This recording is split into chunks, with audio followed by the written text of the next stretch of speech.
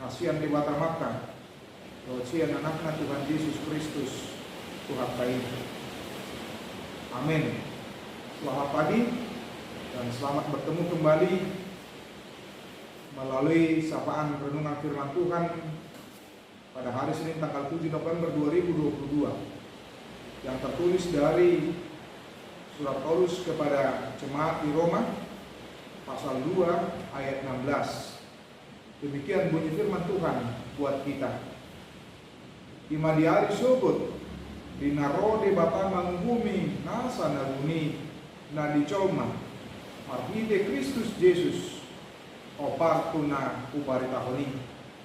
Hal itu akan nampak pada hari bila mana Allah sesuai dengan Injil yang kuberitakan akan menghakimi segala sesuatu yang tersembunyi dalam hati manusia oleh Kristus Yesus.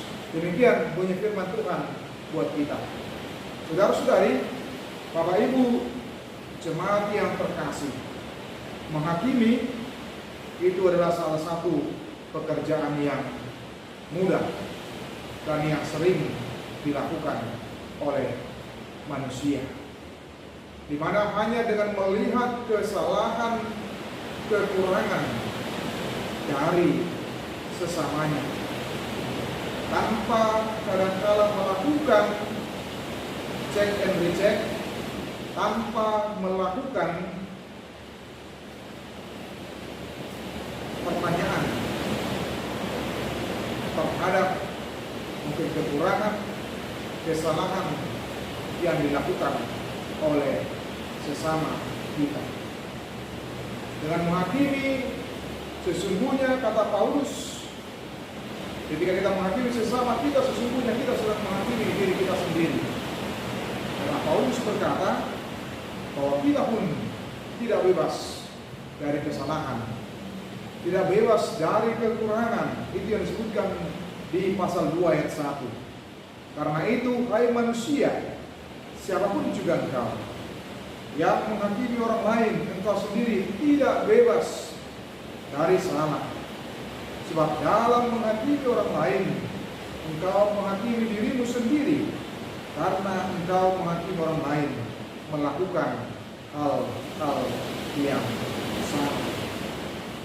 Dengan menghakimi sesama, sering sekali kita menjadi lupa atas kekurangan kita, atas kesalahan kita di tengah-tengah kehidupan kita.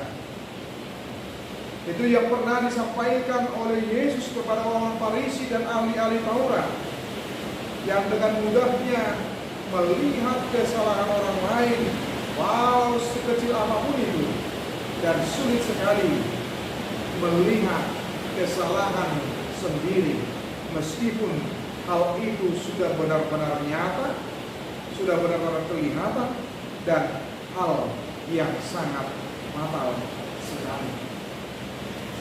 Kehidupan keberimanan yang suka menghakimi itu tentulah kehidupan keberimanan yang tidak sehat, yang melupakan akan kesalahan, akan kekurangan dirinya sendiri, dan melihat dan sibuk melihat hanya kesalahan dan kekurangan orang lain. Apakah sesungguhnya menjadi keuntungan kita ketika kita melihat, ketika kita menyaksikan, ketika kita menghakimi kesalahan orang lain? Sesungguhnya tidak ada keuntungan kita, tetapi justru malah menjadi merugikan bagi diri kita sendiri. Nah, itu yang pernah disampaikan seperti yang dikatakan dalam pepatah, gajah di pelupuk mata tak tampak, tetapi semut di seberang lautan tampak. Betapa sifat yang buruk suka menghakimi itu, walaupun jauh, walaupun kecil kesalahan itu, tapi kita mudah melihat dan mudah menilainya dan mudah memvonisnya.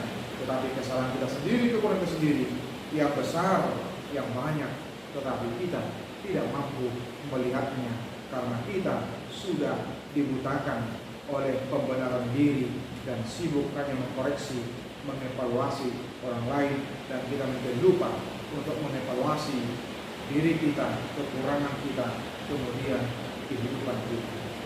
Itulah yang diingatkan oleh Paulus kepada jemaat di Roma terhadap kebiasaan buruk yang mereka lakukan satu dengan yang lain, yaitu dengan sifat-sifat karakter yang suka menghakimi terhadap sesamanya satu dengan yang lainnya. Bahwa sesungguhnya kita sedang menghakimi diri kita sendiri, karena kita tidak luput dari kekurangan, kita tidak luput dari dosa, dan kita tidak luput dari kesalahan di dalam kehidupan kita. Itu yang diingatkan oleh Paulus dalam ayat 16, sesungguhnya kita tidak berhak untuk menghakimi sesama kita. Yang berhak untuk menghakimi adalah Allah. Allah yang menghakimi secara adil, secara benar, bukan dengan subjektivitas seperti yang biasa kita lakukan terhadap sesama kita, yang tidak berlaku objektif, hanya kita melihat kekurangan dan kesalahan sesama kita. Karena itu kita mau diingatkan dalam kehidupan kita sehari-hari supaya kita tidak memiliki kebiasaan buruk tersebut yang menghakimi. Bahkan ingatkan di ayat 16 tadi, akan menghakimi segala sesuatu yang tersembunyi dalam hati manusia oleh Kristus Yesus. Ketika kita mencoba untuk menutupinya dari sesama, tapi ingatlah, tidak ada yang tersembunyi di hadapan Allah. Semuanya nyata, semuanya kelihatan, semuanya disaksikan dan dilihat oleh Allah. Ini seharusnya menjadi peringatan kepada kita.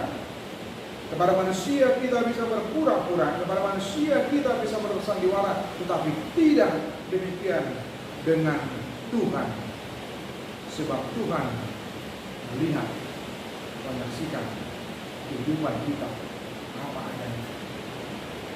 Dia menyadari bahwa Tuhan melihat semuanya, maka kita patutlah untuk menyesali setiap kesalahan, perbuatan yang buruk, yang jelek yang kita lakukan, sehingga kita boleh benar-benar berani mengevaluasi, mengkoreksi kehidupan kita, dan kemudian bertobat untuk kembali kepada jalan Tuhan. Tuhan Yesus memberkati kita semua. Amin. Kasih karunia dari Tuhan Yesus Kristus serta kasih setia Allah Bapa dan persekutuan Roh Kudus memberkati dan menyertai kamu sekalian hari ini, esok, dan sampai selama-lamanya. Amin.